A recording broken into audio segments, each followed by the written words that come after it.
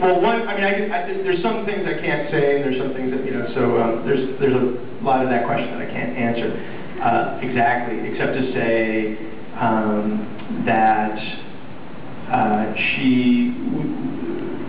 we do twist her story in a way that is more tied into mythology a bit, that we finally reveal what that thing was in her past. And no, it's not some like, oh, boo-hoo, I feel really bad, but I think it's kind of, I don't know if you guys will agree, but I think it's like this little badass little piece of information that kind of, you know, ties her into a lot of the season's thematics. And then we cliffhang the hell out of her and leave her in really dire straits. But I'll say this, like, I acknowledge, you know, and I can't necessarily talk about the future for various issues that are transpiring as we speak, but I will say this, like, I acknowledge, for me, in my own mind, like, I'm going to speak to some of the Bela haters. I appreciate that you like her. But, you know, to me, like, the two issues that I can look back and see, like, well, that was kind of a mistake, and, you know, and I promise, there's few showrunners that care as much about what you guys think and be as hard on the material and, like, look back over it as me. And look, I have my story. I'm telling my story the way I want to tell it, but I am open to sort of always working to improve the material.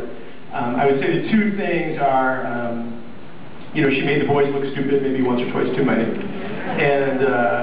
and she was never tied into mythology. She always showed up. She was like, hello, I'm going to be a jewelry. Or like, hello, you know, I'm working for this old lady. Or hello, you know, Jordan. And she wasn't ever, like, Ruby, I like Ruby a lot. She's working for me. And if you don't like Ruby, it's tough, because she stinks.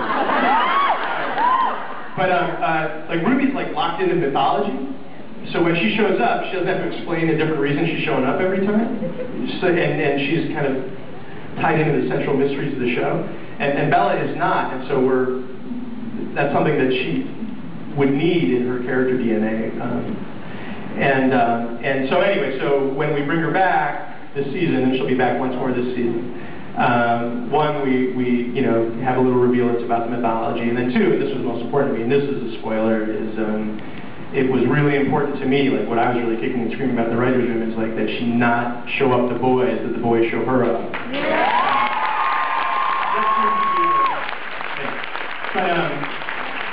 But you know, and I agree with you. I mean, I know that she's been an unpopular character this season. Believe me, I'm aware. But I think Lauren is just like a classy actress and really interesting. And I'll tell you, I was.